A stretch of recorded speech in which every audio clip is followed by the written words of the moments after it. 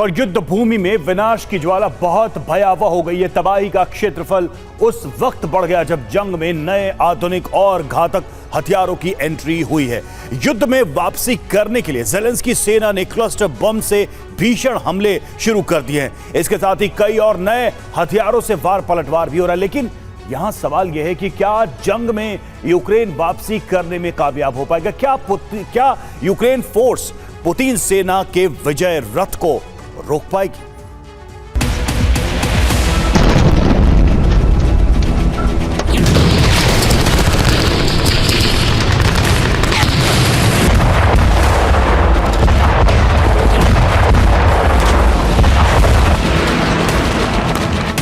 अप्रैल में जो जंग हो रही है वो नए और आधुनिक हथियारों से लड़ी जा रही है।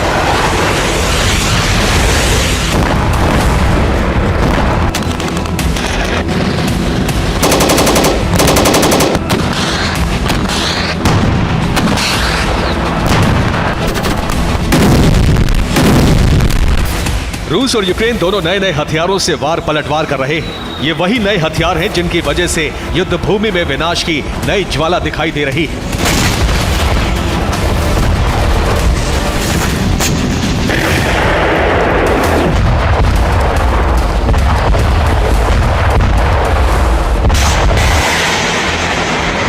हार की कगार पर पहुंच चुकी यूक्रेनी सेना अब भी उम्मीद नहीं छोड़ रही है। हथियार और सैनिकों की कमी के बावजूद यूक्रेन जंग में वापसी की कोशिश कर रहा है।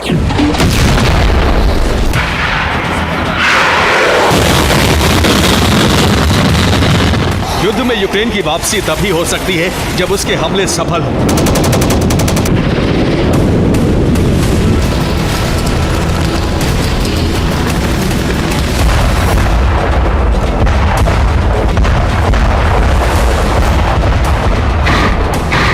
जब रूसी सेना को नुकसान पहुंचे, इसीलिए अब यूक्रेनी फोर्स नए और घातक हथियारों से हमले कर रही है।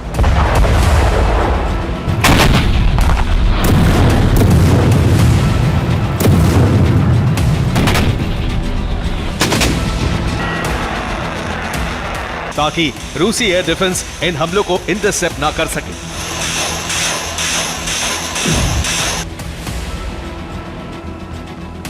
यूक्रेन लंबे समय से ग्राउंड ड्रोन रातेल एस का परीक्षण कर रहा था। यह ड्रोन जैसे ही बनकर तैयार हुआ, यूक्रेनी फोर्स ने हमले करने शुरू कर दिए।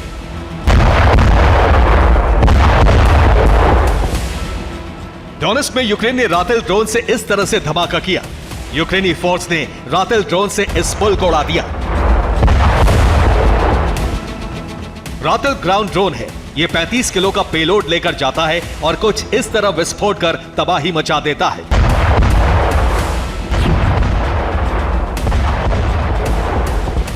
चंद रोज पहले तक रूस क्लस्टर बम से हमला कर रहा था, लेकिन अब यूक्रेन ने भी क्लस्टर बम से कहर बरपाना शुरू कर दिया है।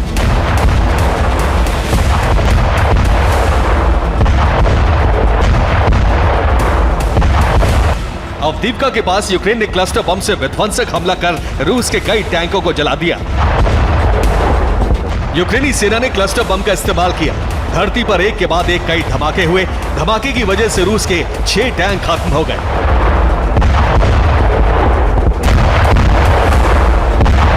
बाख्मुत के एंद्रिवका में भी यूक्रेन ने क्लस्टर बम से भीषण हमला किया।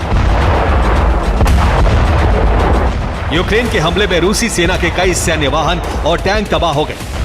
हमले का दिल दहला देने वाला वीडियो सामने आया। बाख्मुत में यूक्रेन ने क्लस्टर बम से इस तरह कारपेट बॉम्बिंग की। यूक्रेनी फोर्स इस वक्त फ्रांस के हैमर बम से भी बमबारी कर रही है। डोनेट्स्क के तोनेनकी में यूक्रेन ने इसी फ्रेंच बम से कई हमले किए। ये वीडियो ज़ेलेंस्की सेना के विस्फोट का है। यूक्रेन की फोर्स ड्रोन, जैवलिन और ब्रैडली से भी विध्वंसक हमले कर रही है। यूक्रेनी सेना ने आधा दर्जन मोर्चों पर ड्रोन, जैवलिन और ब्रैडली से धावा बोला। ज़ेपोरिज़िया में यूक्रेनी फोर्स ने ड्रोन से हमला कर रूस के बुक एयर डिफेंस सिस्टम को नष्ट कर दिया। खेरसोन में यूक्रेन की ड्रोन सेना ने रूस के रॉकेट लॉन्चर को तहस नहस कर दिया।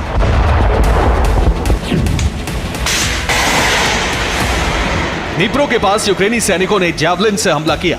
रूस के कई सैन्य वाहन तबाह हो गए।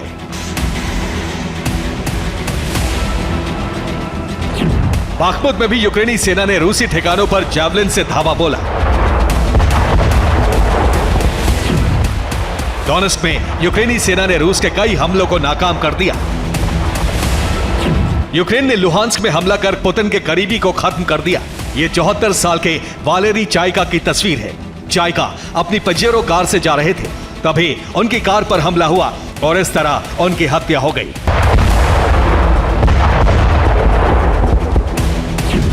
युद्ध में यूक्रेन की वापसी हो सके, सैनिकों की कमी पूरी हो सके, इसके लिए ज़ेलेंस्की ने सैन्य भर्ती कानून में बदलाव कर दिया है। अब 25 साल के युवा भी यूक्रेनी फोर्स में शामिल हो सकेंगे। पहले सेना में भर्ती होने के लिए उम्र 27 साल थी। ज़ेलेंस्की ने सेना में भर्ती होने के लिए उम्र में 2 साल घटा दिए हैं। ज़ेलेंस्की और उनकी सेना पूरी ताकत से लड़ रही है, लेकिन उसका काउंटर प्लान कामयाब नहीं हो पा रहा है। रूस के भीषण हमले की वजह से यूक्रेनी सेना की हर रणनीति ध्वस्त होती जा रही है।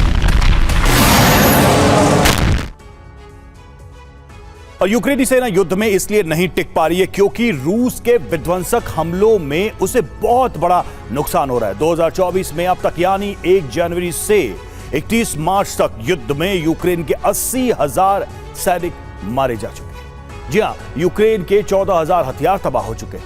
रूसी सेना यूक्रेन के 4,000 से ज्यादा सैन्य वाहन बर्बाद कर चुके हैं। यूक्रेन के 1,200 टैंक भी जल चुके हैं, खत्म हो चुके हैं। इतना ही नहीं, रूसी सेना ने यूक्रेन के 22 एनर्जी ठिकानों पर भी विध्वंसक हमले किए हैं। यूक्रेन में विनाश का यह आंकड़ा रूसी रक्षा मंत्रालय ने जारी किया है।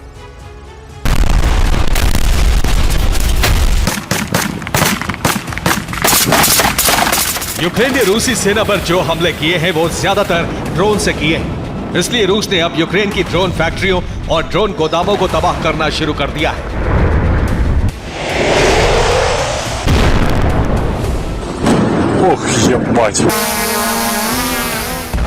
यूक्रेनी हमले में रूसी सेना को नुकसान तो हुआ है, लेकिन इससे उसका विजय अभियान रुकने के बजाय और भी तेज हो गया है।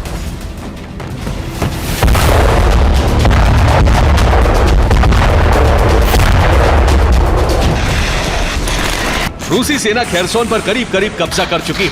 अब उसने निप्रो विजय का अभियान शुरू कर दिया है। निप्रो में रूसी सेना ने फिर से उसी हाइड्रो पावर प्लांट पर हमला किया जिस पर 22 मार्च को किया था। निप्रो में रूसी एयरफोर्स ने मिसाइलों से विध्वंसक हमला किया। हमले में कई लोग मारे गए, 13 लोग घायल हैं। निप्रो में रूसी सेना ने कई जगहों पर भीषण बमबारी की। रूस के मुताबिक हमले में 2 दर्जन इमारतें बर्बाद हो गई। डोनेस्क में रूसी सेना ने यूक्रेन के ड्रोन प्रोडक्शन सेंटर को मिसाइल हमला कर तबाह कर दिया। रूस ने निप्रो में भी यूक्रेन की ड्रोन फैक्ट्री पर हमला किया। हमले के बाद फैक्ट्री में आग लग गई। अवदीवका में रूस ने T-72 टैंक से हमला कर यूक्रेनी सेना के ठिकाने को तहस नहस कर दिया।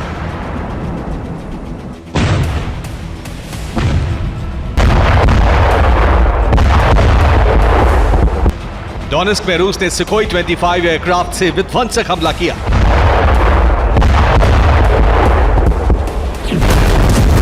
रूसी सेना इसी तरह से विध्वंसक हमला करते हुए दक्षिण यूक्रेन की तरफ बढ़ रही है। ज़ेलेंस्की सेना रूस को रोकने में नाकाम साबित हो रही है।